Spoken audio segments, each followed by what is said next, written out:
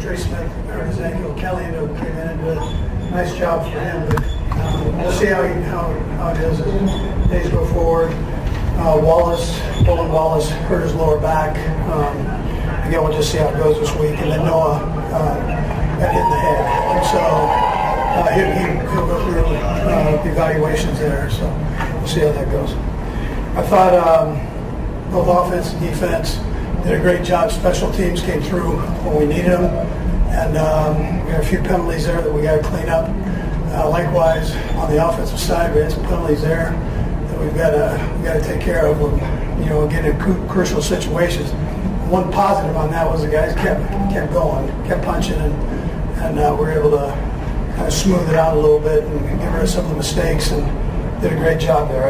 I thought Spags had a nice plan defensively against one of the best offenses in the National Football League, one of the top offenses, and then Nags had a phenomenal plan. Both of them did a great job calling the plays and knocking that out. It was tremendous. So, and then individual efforts. I mean, Kareem was dusted off and got over 100 yards, which was incredible. I'm proud of him for that.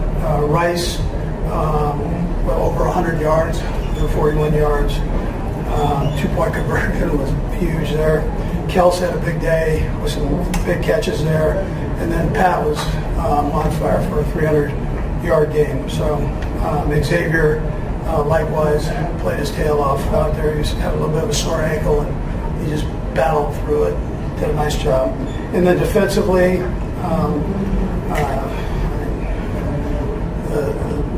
the yardage. When you start looking at the yardage here and the time of possession, they didn't have the ball much, and because the defense was getting the guys off the field and onward. So I was proud of that. Tranquil had a couple of nice stops there, one in overtime in particular.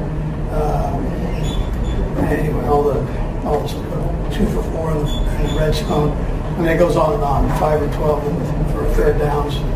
And then Butker ended it. He had 5 field goals today, and then a big one right there at the end. We tried to, we were able to get it in there, not because of him. We were confident that he would kick it out further, but we were kind of dual rolling it, using up some time in case something were to happen. We wouldn't get that much time there, and then finish the game off with the win. So with that time, it really felt like Patrick settled in the second half.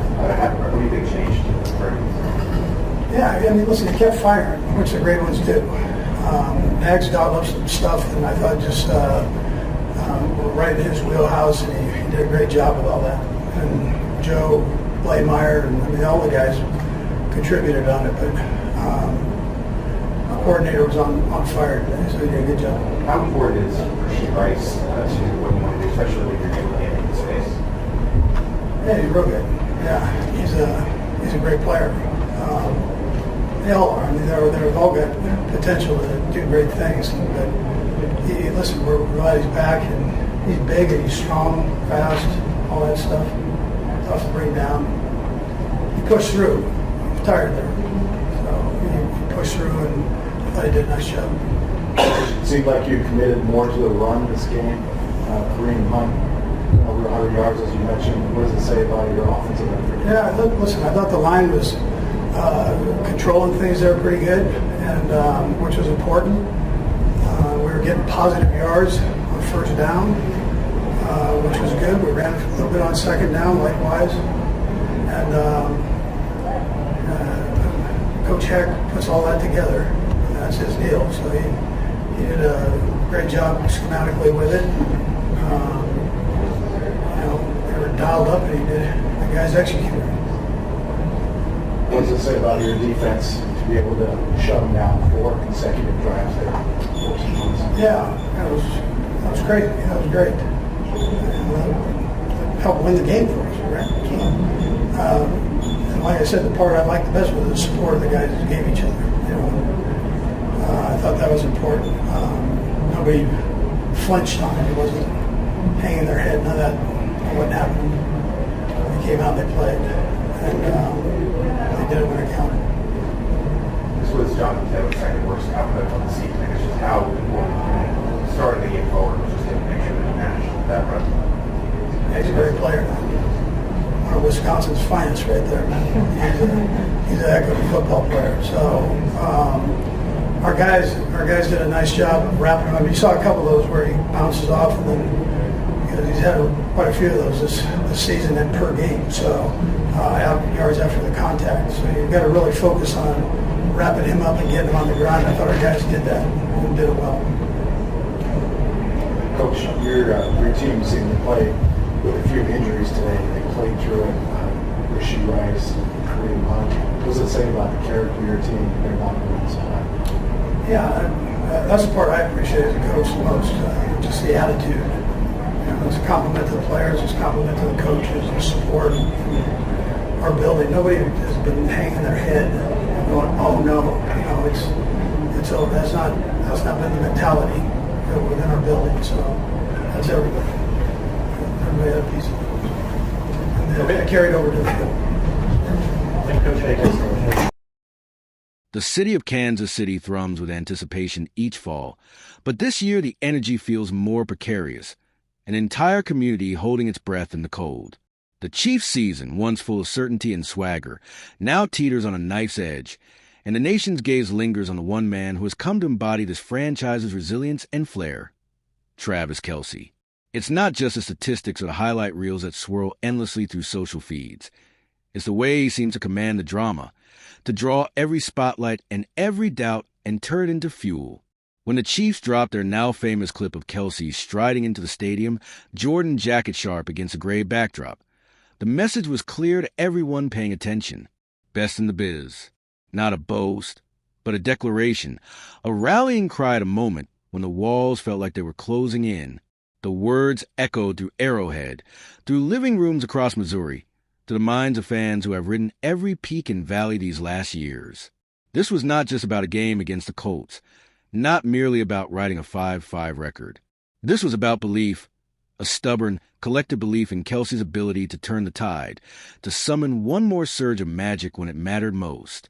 The noise around the team had reached a fever pitch.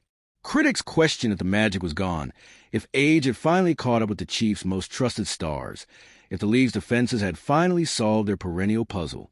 Kelce, always candid, didn't dodge the tough questions. He talked of accountability, of a locker room that needed to look itself in the mirror, of the answers that were hiding in plain sight, waiting for someone to grab them. His influence stretched far beyond his position on the field. He was the pulse of the operation, the standard bearer for a culture built on brotherhood and relentless ambition. Even his moments of rest during the bye week became a lesson in leadership, a subtle reminder that even the icons need time to plug back into the city that made them, to find a little of that electricity that can only come from the streets and rhythms of Kansas City itself. The Chiefs' decision to put their faith in Kelce wasn't just a headline. It was a risk, a statement that they'd rather go down swinging with their leader than hedge their bets with unproven hope. Best in the biz wasn't just praise. It was a wager that the man who had delivered so many times before would find a way to deliver again, even as the shadows lengthened and the scrutiny sharpened. The Colts game became a microcosm of the season's stakes. There was Kelce, barreling toward the end zone, the crowd rising as one in anticipation of another hero moment, only to see it wiped away by a penalty, the kind of reversal that can sap a team's will or ignite its resolve. Kelce did not flinch.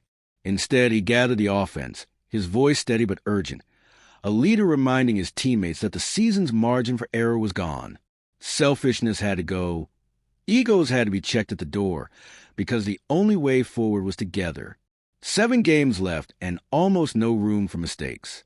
The narrative of a team on the brink, of a star refusing to let go, only became more compelling. Kelce's podcast became must-listen material, his words resonating with fans and teammates alike. He admitted the rare discomfort of uncertainty, the frustration of seeing so much talent, so much potential, teetering on the edge of unrealized promise. The Chiefs had lost to the Bills and the Broncos in consecutive weeks, each defeat gnawing at the confidence that once felt unshakable. The sense of urgency was palpable, a clock ticking down not only on this season but perhaps on an era. Personnel decisions loomed, the kind that can reshape a franchise in a single offseason. Kelce, now 36, added another layer to the drama with his engagement to Taylor Swift, a pairing that brought a new flock of eyes. some unfamiliar with football, all captivated by the spectacle. Yet, beneath the tabloid headlines and celebrity intrigue, the question of his future loomed large. March would bring answers, he promised. But for now, every Sunday was a referendum on what remained in the tank. 50 catches, 631 yards, for touchdowns in 10 games, numbers that spoke of continued excellence, but also carried the weight of every collision, every sprint, every moment when the game asks one more thing from a player who has already given so much. Fans watched, torn between hope and nostalgia, aware that every game could be the last of its kind. The stadium roared with each catch, each block, as if the crowd itself called Kelce and the Chiefs to one more improbable run. The tension became the story, the sense that something was ending, but no one knew how or when. Yet, in the midst of all the speculation, Kelce's presence remained a source of comfort. He was a constant, the anchor in a shifting sea. When the team faltered, he was the first to speak up, the first to shoulder the blame, the first to insist that greatness is never just about talent, but about the willingness to keep fighting when the odds are longest. The city clung to that spirit, drawing strength from a man who refused to let the past define the future. Whether the Chiefs will find their way back to mountaintop is a question only the next few weeks can answer. But as the season hurtles toward its conclusion, one thing is certain. The eyes of Kansas City, of the league, of the country, will remain fixed on Travis Kelce. In a sport that devours its heroes and crowns new ones in the span of a single play, his story is not finished. The best in the biz is still writing his final chapters, and nobody, not even the coldest skeptic, can look away. I know. I'm really excited too. I'm so excited. And I love that you're excited too. And you would absolutely love him. He's the most fun person.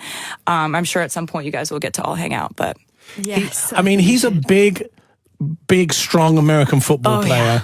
Yeah. He was on stage with you, wasn't he? I saw that show when he came on stage with you. He was so good. He just picked you up and he's such a natural, just in life. Like he's just kind of like never been nervous about anything in his entire life. Right. So it's pretty fun. He's all the things. He's like fun and vibrant and has this infectious personality, makes me laugh so much. But like, yeah, you're looking for like there's a line in the song that says that you just wanted a best friend who you think is hot. Like, and it's kind of like, well, that's kind of it, you know? Writing songs is one of my favorite things. And I did kind of nurture a fear earlier on in my career that if I ever wasn't truly miserable in my personal life, would I be able to write? And I think that's one of the reasons I love this album so much is we were like catching lightning in a bottle every time we were writing songs for this record. And I do think that someone in your life who fuels you, who makes you more you. Everyone in my life is like, you've never been so yourself, which is this interesting thing that you've been you your whole life, but we are different shades and different ourselves at different volume levels. And this person came into my life and everybody's like, yeah, you've never been so you.